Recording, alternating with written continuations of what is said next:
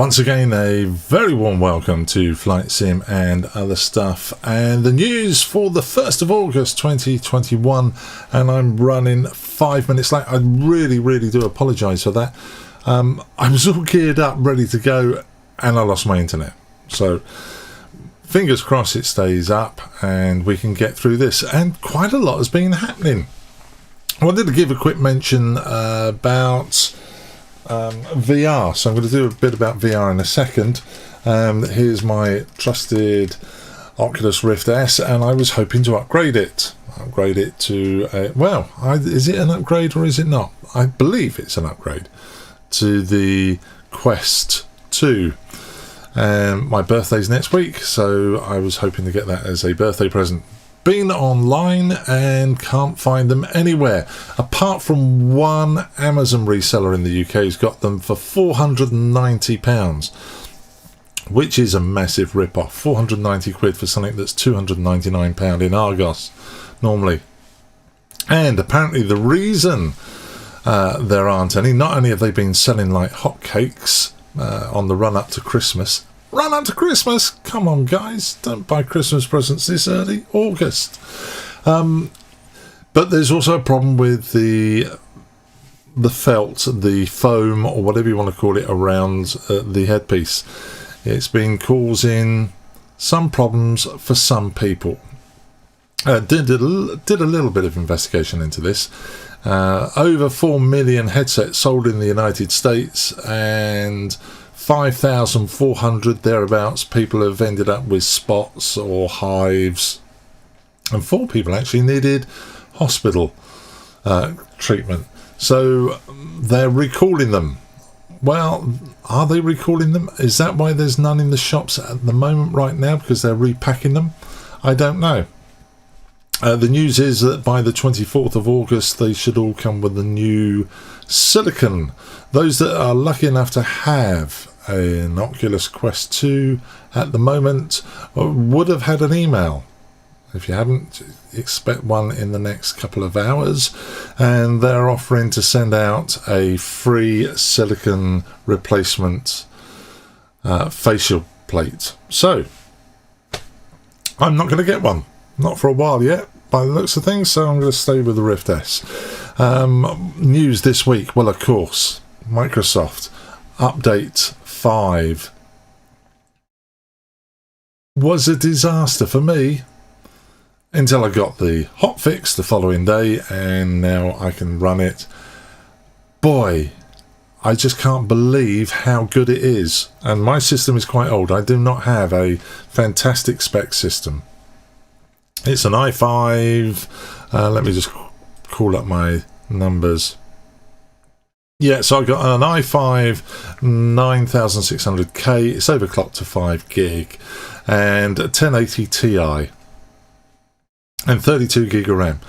I gotta tell you, this update is amazing, and this is without DirectX 12. Frame rate's amazing. Flying over London, absolutely brilliant. Love it. So yeah, that was the real big news for me this week. What else have I found? Airbuses in abundance for X-Plane. A new Concorde coming for X-Plane. Oh, I love Concorde. And what else did I find? Oh yeah, something from all. I don't usually talk about Orbex. They've got far too much money anyway. They've done something.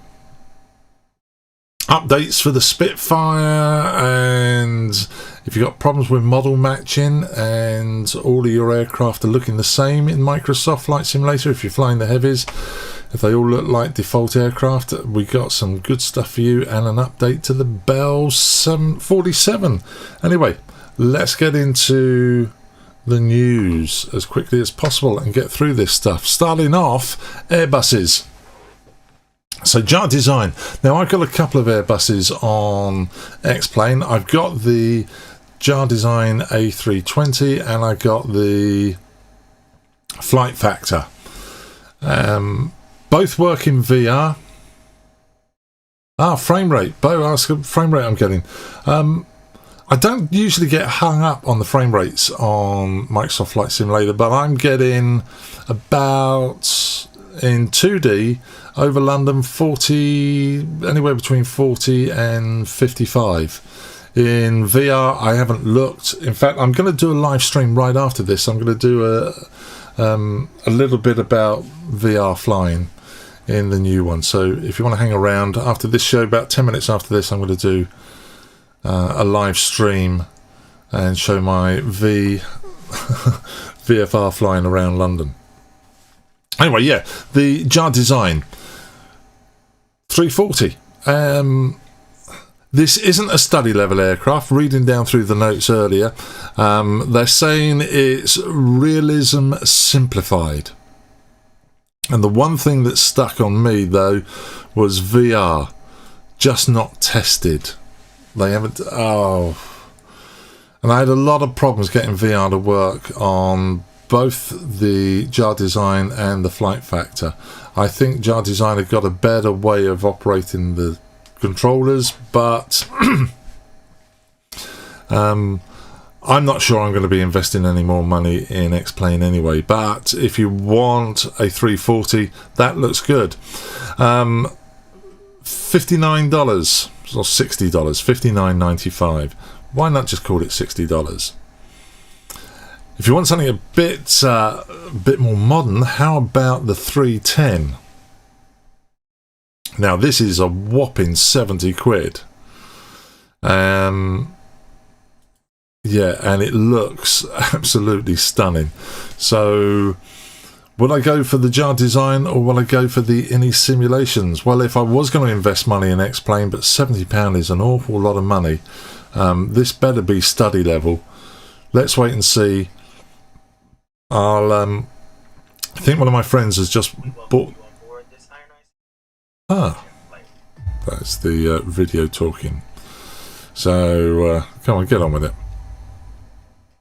So it better be study level at that price. I mean, we're nearly at PMDG level.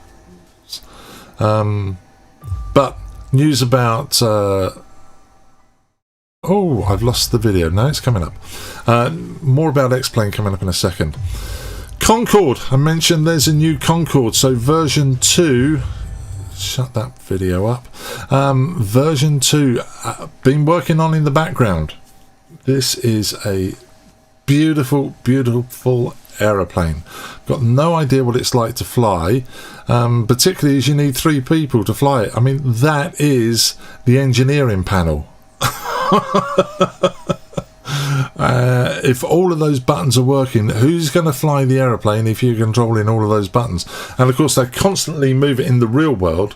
This flight engineer has an awful lot of work to do, balancing the aircraft constantly as the fuel moves around and they burn fuel up. He's constantly moving fuel around. But this looks automatic or manual fuel pumping. Concorde, what a beautiful airplane for X-Plane.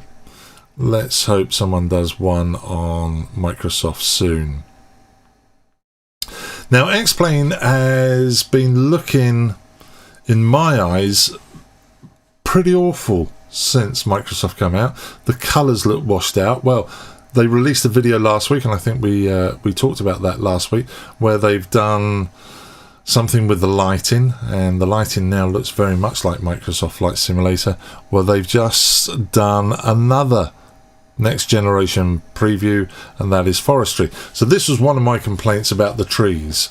The minute you got into Microsoft, you realise that X-Plane's trees, which are flat, 2-dimensional trees spliced together, it looks great at 500 feet, but at takeoff and landing it's awful.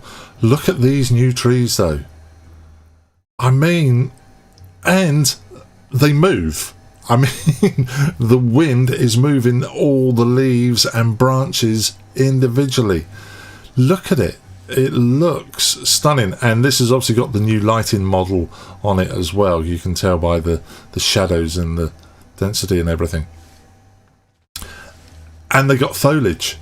Winter, spring, summer, autumn.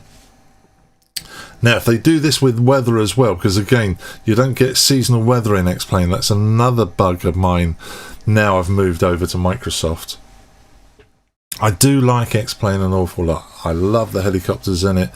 I love the flight dynamics. It feels real and everything. But against Microsoft, it just doesn't look good anymore. And it looks like they're fighting back. So, moving on, let's go over to X-Plane. Let's go over to Microsoft Flight Simulator now. And Microsoft, Orbex have EU Great Britain Central. And they've added all of these, there's 500 objects which they've manually placed and sculpted, and they look very impressive and everything. Great for VFR flying. I've got a question though. And I mean, it's cheap. It's £11. It's £12, something like that. But after the update on Microsoft over the weekend, I've been playing around and I've got Orbex Landmarks London. And I turned that off and turned off the photorealistic buildings. I turned that on to see what it looked like because I couldn't fly it. But now I've got this fantastic boost. I switched it on and it looks fantastic. It looks brilliant. Some of the buildings are a little bit marshmallowy on the corners, but hey, it looks fantastic. And there were buildings and trees everywhere. So I thought, oh, that looks very good. London Bridge and Tower Bridge and all that, and Buckingham Palace. Let's see what difference Orbex Central London makes. I was shocked. It removed half the buildings. I had two London eyes superimposed on one another, although one was concentric. One was slightly smaller than the other one. Something really weird happening there. Now, it may be something I've done wrong, but I did reinstall it, having removed everything from the community folder prior to doing the upgrade. I did the upgrade, then added stuff back to the community folder, and finally reloaded Orbex's Central London, and it ruined the default scenery for me. So it is only £11. It's worth a punt, but I don't want to spend that money if they're going to break a fantastic looking simulator. Let's see. Msfs Spitfire. This is a fantastic plane, as I've said before. It's a bitch to drive on the ground, and in the air it is gorgeous. And it's had an update. Haven't had a chance to fly this update yet. Can't wait to get behind the controls and fly this one again. I've done the Mach loop several times in it. It is a beautiful, beautiful aeroplane. Sounds amazing, and it's had an update. So let's have a look at that. One of the downsides of Microsoft, if you're flying with real airlines, real traffic, not that there's been a lot of that over the last 18 months, but there is some real traffic flying around there, you don't get to see the right liveries. This is stunning. So you just get not absolutely every livery, but there are literally thousands of them. And the frame rate is really good on this, and the reason the frame rate's really good on this is because all of these airplane models is actually using the IVEO. So you do have to go down to this link that's on, obviously, flightsim.to. You did go to download this module after you've put on the IVEO CSL. That's the library, or MTL as they call it. I think it's the other guys that call it CSL, but the MTL, that's a library of aeroplanes. You stick it in your community folder. There's about 4,000, 5,000 aircraft in there, and then you put his patch on top of it, and now you get model matching. So when you see a Ryanair plane, or you see a Qatar plane, or whatever, you got the right livery. No longer are you looking at default Microsoft liveries or even empty liveries. They're all there. and the planes have been optimized, so the frame rate hit on this is really minimal. So make your airports look more interesting. Get that one, definitely. And finally, before I go off and do my stream about VR flying and some other stuff, and while I look at frame rates then as well, best helicopter in the world for me at the moment is this Fly Inside, and it's just had an update. Actually, I missed the last couple of updates. I didn't see the update on the 25th. Which added the MASH livery. Now, there are some open source, or there are some public available MASH liveries available at flightsim.to, of course. They've done a good job with it, guys. They did a good job with the paintwork, but it's missing the sledges, the two, you know, the stretchers. Oh, my brain stopped working. The two stretchers were missing from the aircraft, so they're there again. But this is a real fantastic one to fly, and it works beautifully in update 5. Do you have any plan for X-Touch updates, like LED lighting on the knobs? Good question. So I've been working on that. Here is my X-Touch. I was working on it earlier today and making these lights work. Yes, I have some ideas. I've actually got it working on a couple of buttons, but I want to try and get it as much as possible. The problem is I've been doing it all on the fly-by-wire. And the problem with the fly-by-wire is the variables keep changing, and what worked one week stops when I go to the next one. By the way, if you are flying the fly-by-wire, you do really need to be using the development version. Is it the development version? Let me just quickly call it up. Yeah, I think it's the developer version. If you're on update 5, yeah, the development version, not the experimental version. Use the fly-by-wire installer, not the installer that's inside Microsoft, because that gives you the stable version, and you really want the development version because there's some changes on there that are well worth having, including Navigraph on the tablet at long last. So yeah, so I've been working the X-Touch on that because that's the one where I need the rotaries most frequently, and I had it working and then they changed the variable, so I'm just reading up on what's changed. I will do an X-Touch video. I'm actually on holiday this week, but I'll probably do one next week. Depends what my wife's got planned. Like I said, birthday this week. So that's it for the news. I'm just going to reset things and then get the simulator fired up, and I'm going to do a live stream showing you how I get Stream Deck inside the headset. So when you've got the Stream Deck and you've got the VR headset, how do you know which button's which? It's pretty easy on the little one, the Stream Deck 15 button, but the very large one, how do you know which button's which? And if you've got multiple pages, are you sure you're on the right page? So if you're an Oculus user, how to bring that in. And what else am I going to do? Oh yeah, show you virtual airline that I fly with. And I'm going to do some GA flying and have a look at the frame rates. So I'm going to be doing that in around 15 minutes, 10-15 minutes. I'm just going to get a cup of coffee. Until then, next week's news. Wow, there's so much happening. X-Plane is really, they're putting in a lot of effort into catching up.